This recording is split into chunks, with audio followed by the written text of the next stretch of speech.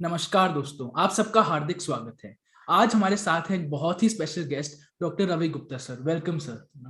Thank you, Shiv. Sir is an author of many multiple books. Sir is the CCM of ICI nominated by the government of India. Sir has given seminars, over 3,000 seminars, and sir, it's a pleasure to talk to you, sir. So sir, आज हम बात करने वाले हैं generally एक motivation for students पढ़ाई के respect में, एंड उसके बाद हम थोड़ा कम्युनिकेशन स्किल्स पर बात करेंगे। तो सर, आपके लिए फर्स्ट क्वेश्चन ये है कि अगर कोई स्टूडेंट है, what are the 3 key skills required to succeed in an examination, any sort of examination? Shivam, first thing for a student is that there is no alternative to hard work. तो अगर कोई भी student ये सोचेगा कि मैं selectively करके या मैं कम पढ़ाई करके और एग्जाम पास कर लूंगा, स्पेशली ये professional examination like ICAI, ICSI, ये चीजें नहीं होने वाली। So you have to be very comprehensive in your study and you have to put in a lot of labor. Dedication, पूरी डेडिकेशन के साथ आपको पढ़ाई करनी है और फोकस आपका पूरा पढ़ाई के ऊपर चाहिए। इसका मतलब ये नहीं है कि आप दूसरी एक्टिविटीज को निग्लेक्ट कर देंगे, बाकी एक्टिविटीज भी करिए, पर जब पढ़ाई का टाइम हो तो you have to give your full strength to the studies. So hard work, dedication, focus, ये सब चीजें बहुत जरूरी है। इसके अलावा अगर एग्जाम में आपने सक्सेड करना है तो उसके लिए the way of answering your questions, that is also very important. अब देखिए, कई बार स्टूडेंट्स क्या करते हैं कि क्वेश्चन पढ़ा, पूरा क्वेश्चन भी नहीं ध्यान से पढ़ा और हाँ ये मुझे आता है, इसका मैं आंसर लिखना शुरू कर देता हूँ। ऐसा नहीं करना चाहिए। क्वेश्चन को पूरा ध्यान से पढ़े, क्वेश्चन की रिक्वायरमेंट क्या है उसको समझें, and your answer should be targeted to that question.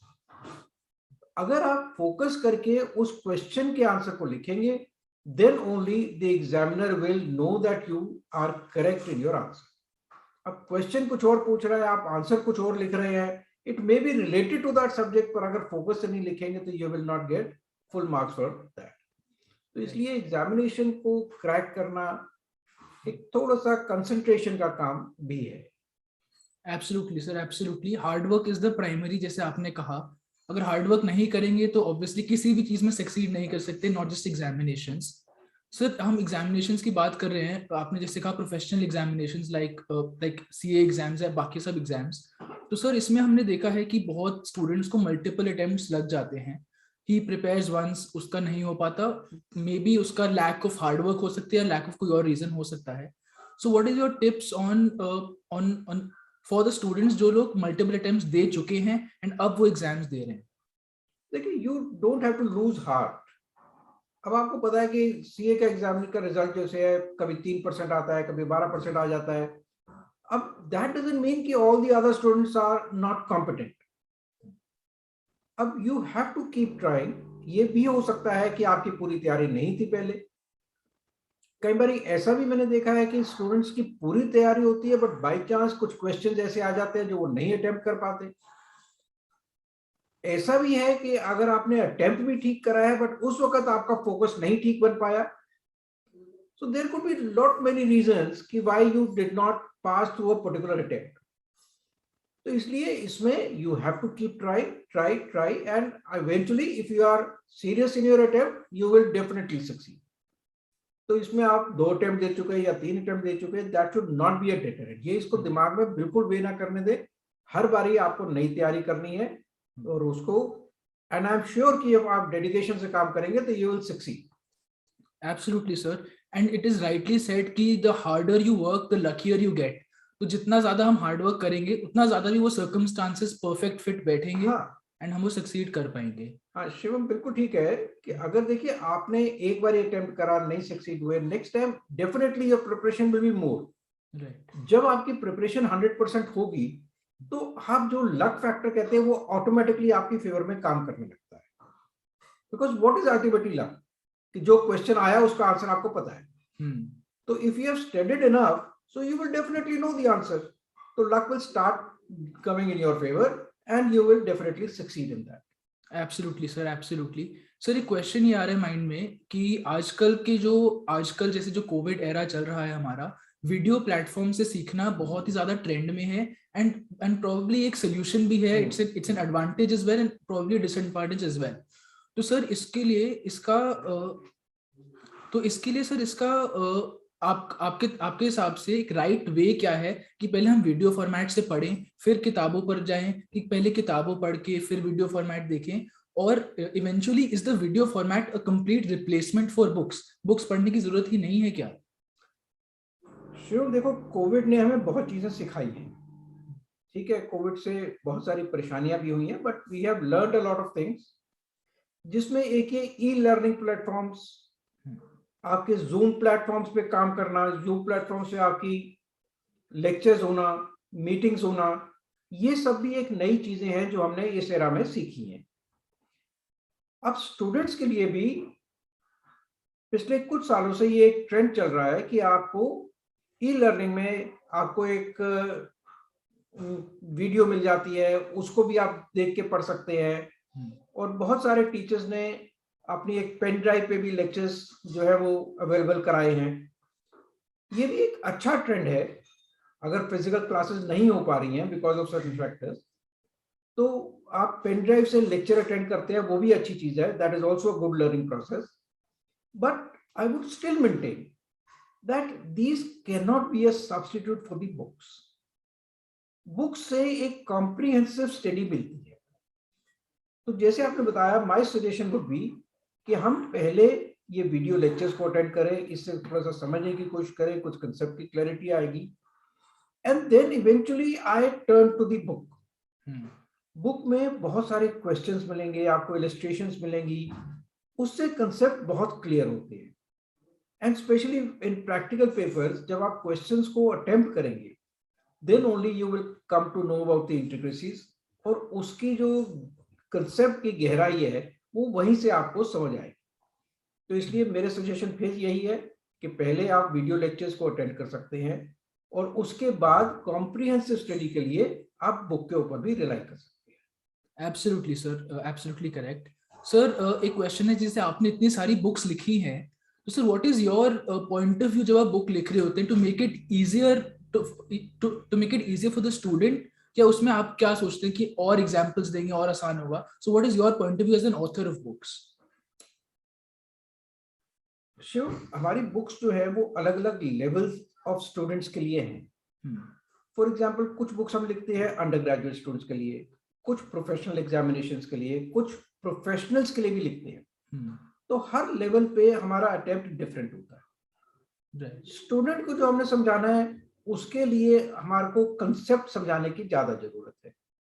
तो इसलिए we try to explain the concept through various examples, illustrations. कहीं पर केस लॉज भी रेलेवेंट हो जाते हैं, बट स्टूडेंट के व्यू पॉइंट से, स्पेशली इंटरमीडिएट स्टूडेंट्स के हिसाब से, केस लॉज पे ज्यादा फोकस नहीं होता, कंसेप्ट के ऊपर ज्यादा होता है। तो इसलिए जिस लेवल का स्टूडेंट है उसी हिसाब से बुक की प्रेजेंटेशन की जाती है। बुक लिखते हुए का, स्पेशली जो स्टूडेंट्स के लिए बुक्स लिखते हैं, उसमें हमारा एम्फेसिस होता है on the flow of the language, कि language should be as simple as possible. अब देखिए, अगर आप एक्ट पढ़ना चाहेंगे तो उसकी लैंग्वेज इतनी मुश्किल होती है, उसमें हर सेक्शन है, सब सेक्शन के अंदर सब सेक्शन है, फिर प्रोवाइजोज है, फिर एक्सप्लेनेशंस है। उसकी लैंग्वेज पढ़ने के लिए तो अच्छे अच्छे लोगों को भी समझ नहीं आता। तो इसलिए स्टूडेंट्स के लिए हम उसको जितना सिंप्लीफाई हो सकता है उतना सिंप्लीफाई करके प्रेजेंट करते हैं, और हर प्रोविजन को एक एग्जाम्पल के थ्रू, उसके ऊपर इलस्ट्रेशंस देकर उसको समझाने की कोशिश की जाती है। वही चीज अगर हम एक प्रोफेशनल के लिए लिख रहे हैं, तो प्रोफेशनल्स के लिए उनको बेसिकली लॉ की लैंग्वेज भी चाहिए, उनको केस लॉज भी चाहिए, उनको केसेस अपने प्रेजेंट करने होते हैं बिफोर अथॉरिटीज, तो इसलिए उनका लेवल थोड़ा डिफरेंट होता है। बट हमारा प्राइमरी फोकस जो है is to make this subject understandable. और खासकर डायरेक्ट टैक्सेस, इनकम टैक्स वगैरह सबको पता है, is a very difficult subject to understand. Absolutely. तो इसलिए उसके कंसेप्ट को समझना, समझाना, that is the primary focus of our books.